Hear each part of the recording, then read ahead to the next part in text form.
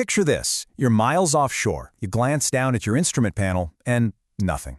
Total black screen. A complete power failure. Your digital GPS, the exact thing you rely on to find your way in this massive, featureless ocean, is totally gone. So, what's your next move? How do you actually survive out there? Well, for centuries, mariners didn't just survive, they thrived, using pure math and a beautiful, completely analog piece of brass. Welcome to this explainer. Today we're diving into an absolute masterclass on survival navigation. It really all boils down to this one crucial question. How do you pinpoint your exact location at sea when the satellites go totally dark? The answer? It's our ultimate mathematical survival tool, the Sextant. And by the end of this explainer, you're going to know exactly how to use it, step by step. Okay, let's get right into it. Today we're covering 1. The art of navigation. 2. Vertical sextant angles explained. 3. Calculating vertical distance. 4. Horizontal sextant angles explained. 5. Plotting horizontal position lines. And finally, 6. Finding your exact fix. Section 1. The art of navigation. Understanding the baseline tools and concepts.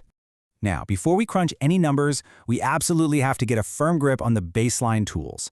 I mean, we can't chart a course if we don't even understand the instrument in our hands, right? So, this is the sextant. At its core, it's really just a device used to measure exact angles.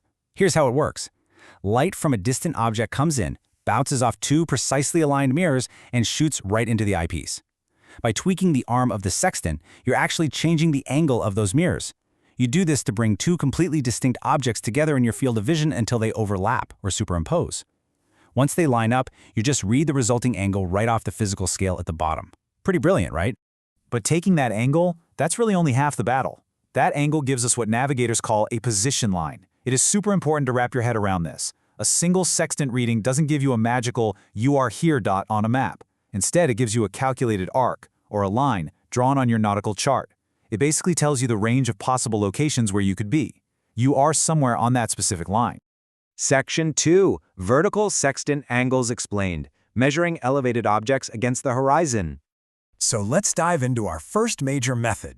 This involves taking an elevated object, say a lighthouse on a steep cliff, and measuring it against the flat horizon of the sea. The actual physical procedure here is incredibly elegant. Step 1, you look straight through the sextant eyepiece at the horizon. Step 2, you adjust the arm, using those mirrors to visually bring the top of that lighthouse downward. Step 3, you very carefully superimpose the top of the lighthouse directly onto the sea horizon line. And finally, step 4, you just look at the scale on your instrument and read that resulting vertical angle. But wait just a second. Before we dive headfirst into the math, we have to account for reality. The ocean isn't some perfectly static, flat swimming pool, right?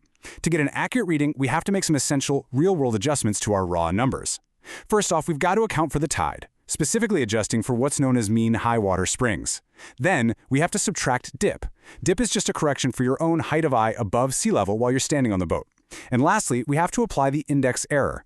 This just corrects the slight built-in physical calibration error of your specific sextant. Section 3. Calculating vertical distance. Turning your angle into nautical miles. All right, once we have our true, fully corrected vertical angle, we can actually convert that physical measurement into a usable distance on our chart. We are literally turning degrees into nautical miles. Now, what's genuinely fascinating here is this specific number, 1.854. If you're a navigation buff, you already know a nautical mile is 1852 meters. So you might look at 1.854 and think, hey, is that a typo? It is absolutely not a typo.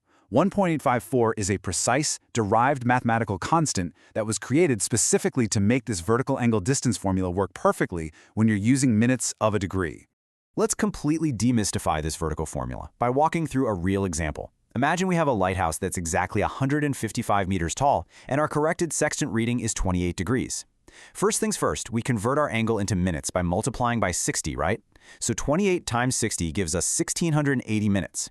Now for the formula itself. It's the height multiplied by our special constant, 1.854, all divided by the angle in minutes. So that's 155 times 1.854 divided by 1,680. Punch that into your calculator and boom, you get exactly 0.171 nautical miles. You can now grab your compass and draw a perfect arc on your chart exactly 0.171 miles away from that lighthouse. Okay, before we jump into the next technique, let's take a second to reset our brains and compare the two methods. Vertical angles, they only require one elevated object and the horizon, using the height to figure out the distance. Horizontal angles, on the other hand, require two completely distinct objects, like, say, two lighthouses that are separated from each other, and this method measures the angle between them along a totally flat plane.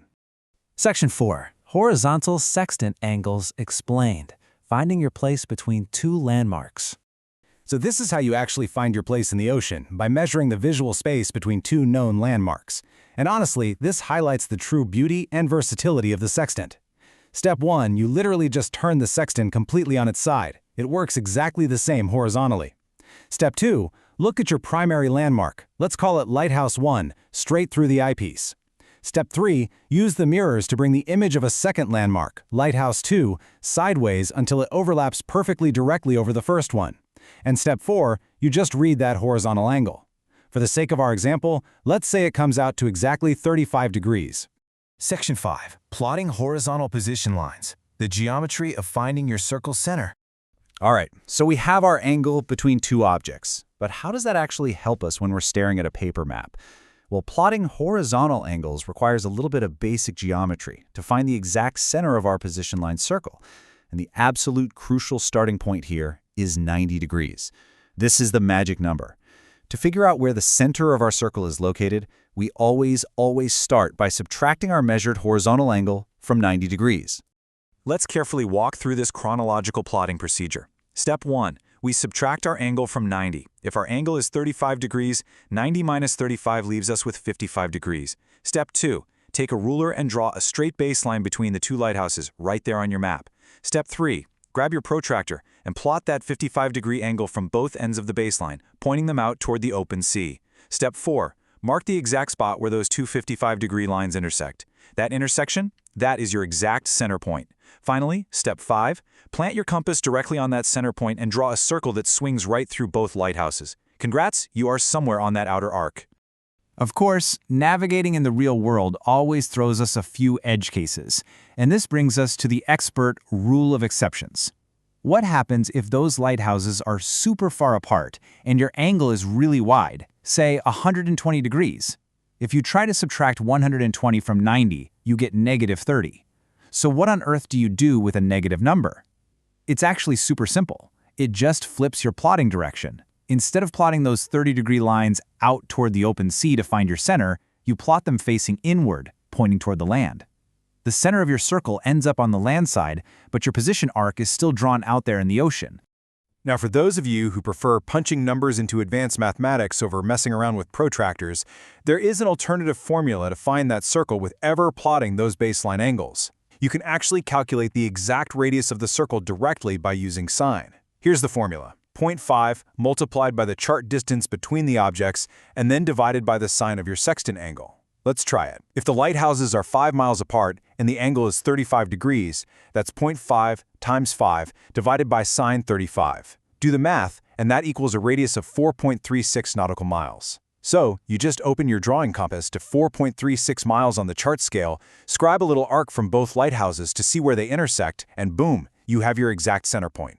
Section 6. Finding your exact fix. Bringing it all together to pinpoint location. Okay, we've officially mastered both vertical and horizontal position lines. But here's the catch. Right now, our position lines are just abstract floating arcs of possibility. A true, undeniable fix requires an intersection. Just being somewhere on a line isn't enough to get you home. You need to cross that line with another reference point. For example, if you take a magnetic compass bearing of one of the lighthouses, let's say it's 300 degrees true, and you draw that straight line so it cuts right through your sextant's arc, the exact point where they cross, that is your final pinpoint position. Alternatively, you could measure a second horizontal sextant angle using a third lighthouse, draw a second circle, and look at where the two circles cross. That intersection is your exact fix. We rely so heavily on the convenience of the digital world, don't we? But in an age where digital GPS can fail, lose power, or even be artificially spoofed by bad actors, isn't it incredibly empowering to know that you don't actually need a satellite in space to find your way? That with nothing more than sheer mathematics, some basic geometry, and a piece of brass, you can pinpoint exactly where you are on the planet and safely guide yourself home. Keep learning, keep exploring, and I'll see you in the next explainer.